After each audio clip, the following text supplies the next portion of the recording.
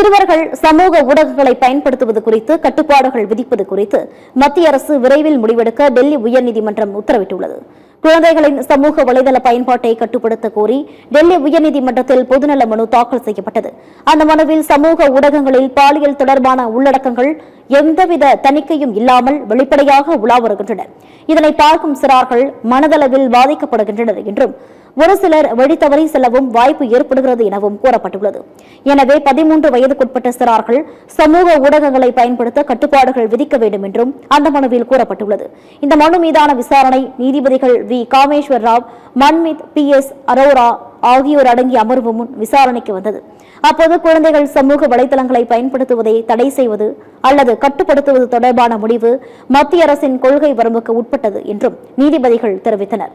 அதேவேளையில் இந்த விவகாரத்தில் அதிகாரிகள் குறிப்பிட்ட காலக்கெடுவுக்குள் முடிவெடுக்க வேண்டும் என்றும் உத்தரவிட நீதிபதிகள் மறுப்பு தெரிவித்தனர்.